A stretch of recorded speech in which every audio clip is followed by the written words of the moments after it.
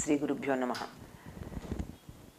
శరదృతు వైభవం అంతా మనకి కనపడేది కార్తీక పూర్ణిమ నాడు. ఈనాడు చంద్రుని యొక్క వెలుగు సంవత్సరం మొత్తం మీద కన్నా చాలా గొప్పగా ఉంటుంది, చాలా అందంగా ఉంటుంది, చాలా ఆహ్లాదంగా ఉంటుంది, చాలా సంతోషాన్ని కలిగించేట్టుగా ఉంటుంది. అన్నిటినీ మించి చాలా ఆరోగ్యప్రదంగా కూడా ఉంటుంది. ఎవరైతే కార్తీక పూర్ణిమ నాడు చంద్రోదయం నుంచి చంద్రాస్తమయం దాకా వెన్నెలలో కూర్చుంటారో అటువంటి వారికి సంవత్సరం మొత్తం మీద కూడా శ్వాసకోశ సంబంధమైనటువంటి వ్యాధులు రావు అని చెప్తారు. ఇంకా విశేషం ఏమిటంటే ఆయుర్వేదంలో కొన్ని ఉబ్బసం మొదలైనటువంటి వ్యాధులకు సంబంధించినటువంటి మందులని తయారు చేసి కార్తీక మాసం అంతా వాటిల్లో చంద్రుడి వెన్నెల పడేటట్టుగా ఉంచుతారు.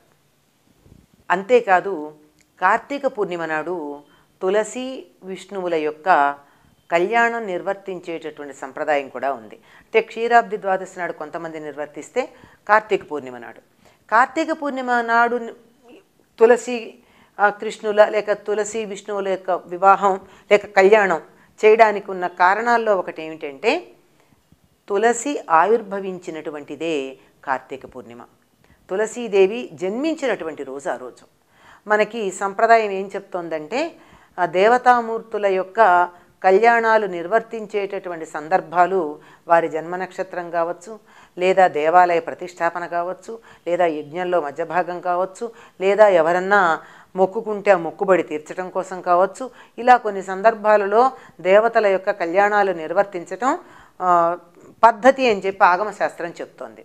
ఆ రకంగా చెప్పినటువంటి ప్రకారం కూడా తులసి కృష్ణుల యొక్క కళ్యాణాన్ని కార్తీక పూర్ణిమ నాడు నిర్వర్తించటం మనకి సందర్భోచితంగా కనపడుతూ ఉంటుంది. తులసి గోలోకంలో రాధాదేవి యొక్క చెలులలో ఒకతే. అయితే ఈవిడ ఒకసారి కృష్ణుడితో ఏకాంతంగా ఉన్న సమయంలో రాధాదేవి చూసింది. ఆ చూసేటప్పటికి భయపడి తులసి మూర్ఛపోయింది. మూర్ఛపోయినా సరే తులసిని నాకు తెలియకుండా నా భర్తతో నువ్వు ఏకాంతంగా గడిపావు అని కోపంతో భూలోకంలో జన్మించమని శపించింది. ఈవిడ భూలోకంలో జన్మించింది. అయితే అయింది కానీ తులసి అంటే ఇష్టం ఉన్నటువంటి వాడు కృష్ణుడికి చాలా దగ్గర ఉండే పార్శ్వవర్తి అయినటువంటి సుదాముడు అనేటటువంటి ఈయన చెలి మిత్రుడు తులసి అంటే ఇష్టపడ్డాడు. కానీ రాధాదేవి చెలికత్తే కదా, ఆవిడెక్కడ కోప్పడుతుందో తన ఇష్టాన్ని ప్రకటిస్తే అని చెప్పి చాలా జాగ్రత్తగా ఉన్నాడు. అయితే రాధ మరో సందర్భంలో సుదాముణ్ణి శపించింది, భూలోకంలో రాక్షసుడివై జన్మించమని. ఈ ఇద్దరి శాపాలని సమన్వయం చేసుకుంటూ ఈ సుదాముడు శంఖచూడు అనేటటువంటి పేరుతో దానవరాజుకి, విప్రచిత్తి అనే దానవరాజుకి కుమారుడుగా జన్మించి తరువాత తులసి తనకి భార్య కావాలి అని బ్రహ్మ గురించి తపస్సు చేసి బ్రహ్మ అతడికి ఆ వరం ఇచ్చి దీన్ని నువ్వు పొందాలి అంటే కృష్ణుడిని గురించి తపస్సు చేయమని చెప్పి కృష్ణ మంత్రాన్ని ఉపదేశిస్తే అతడు ఆ మంత్రాన్ని జపించి జపించి కృష్ణుడి నుండి ఒక కవచాన్ని పొందాడు. అంటే తనకి రక్షణ కవచంగా ఉండేటట్టు. ఇప్పటికీ తులసి ధర్మధ్వజుడు, మాధవి అనేటటువంటి రాజుల యొక్క మనువంశానికి చెందినటువంటి రాజుల యొక్క కుమార్తెగా జన్మించటం జరిగింది. ఈవిడ అంతులేనటువంటి సౌందర్యం కలిగింది కనుక, ఎవరితోనూ పోల్చటానికి వీల్లేనంత సుందరి కనుక ఈవిడికి తుల లేదు గనక తులసి అనే పేరు పెట్టారట. చిన్నప్పుడు బాగానే ఉంది, యవ్వనం రాగానే నాకు విష్ణువు భర్తగా కావాలి అని చెప్పి ఈవిడ అరణ్యాలకు వెళ్ళి తపస్సు చేసింది. చాలా కాలం పంచాగ్ని మధ్యంలో చేసింది. వేసవికాలం రాగానే పంచాగ్ని మధ్యంలో నిలబడ్డాం అంటే 4 పక్కల అగ్నిని పెట్టుకుని ముఖం సూర్యుడి వైపుకు తిప్పి సూర్యుడు ఎడు తిరుగుతుంటే అటు ముఖం తిప్పాలి. ఆ తరువాత వర్షాకాలంలో ఆరు బయట నిలబడి గాలి వేసినా వాన పడుతున్నా అక్కడే చేసింది. శీతాకాలంలో నదులలో నిలబడి తపస్సు చేసింది. ఇలా చేసి చేసి చేసి చివరికి బ్రహ్మ ఆవిడికి రాధామంత్రాన్ని ఉపదేశిస్తే ఆ రాధామంత్రంతో కూడా ఈవిడ షోడశార్ణ మంత్రం అని చెప్తారు, రాధాకృష్ణ మంత్రం అని, దాన్ని జపం చేస్తూ 20 సంవత్సరాల పాటు ఈ రకంగా పంచాగ్ని మధ్యంలోనూ, అంటే వేసవి కాలంలో పంచాగ్ని మధ్యంలో, వర్షాకాలంలో ఆరు బయట, శీతాకాలంలో నదుల్లో నిలబడి ఇలా తపస్సు చేసింది. ఆ తర్వాత 30 ఏళ్ల పాటు ఆకులు తినకుండా తపస్సు చేసింది. ఆ తరువాత పళ్ళు తింటూనే మాత్రం తపస్సు చేసింది. ఆ తర్వాత 20,000 సంవత్సరాలు ఆకులు తింటూ తపస్సు చేసింది. ఆ తర్వాత ఒట్టి గాలి మాత్రమే పీలుస్తూ తపస్సు చేసింది.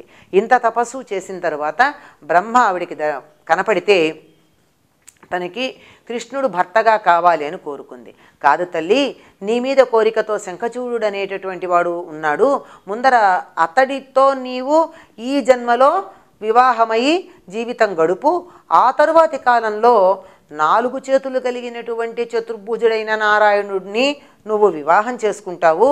అక్కడ కూడా కొంతకాలం అయిన తర్వాత అప్పుడు నువ్వు గోలోక శ్రీకృష్ణుడి దగ్గరికి, దివిజుడైన 2 భుజాలు కలిగిన గోలోక కృష్ణుడి దగ్గరికి చేరుకుని శాశ్వతంగా అక్కడ ఉండిపోతావని బ్రహ్మగారు చెప్తారు.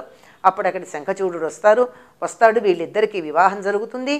అయితే ఎంత భక్తుడైనా రాక్షస శరీరం కదండి, దేవతల్ని ఋషుల్ని బాధిస్తాడు శంఖచూడుడు. బాధించటం అంటే మిగిలిన రాక్షసుల్లాగా కష్టపెట్టలా, వాళ్ళ అధికారాలన్నీ తీసుకున్నాడు.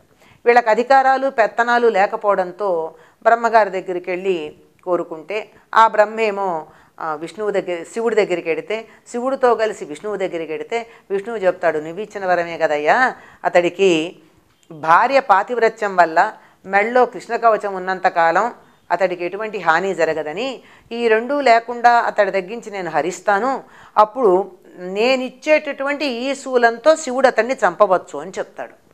చెప్తే ఈయన వెడతాడు, శివుడు ఎడతాడు, యుద్ధానికి వెడతాడు, వెళ్ళి అతడికి రాయబారానికి వెడతాడు, రాయబారిని పంపుతాడు దూతని, యుద్ధం మానమని.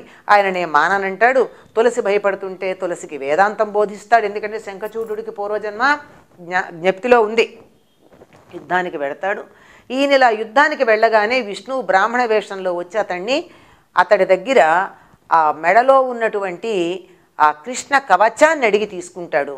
ఈ కృష్ణ కవచం వేసుకుని తులసి దగ్గరికి వెడితే తులసి తన భర్తే అనుకుంటుంది.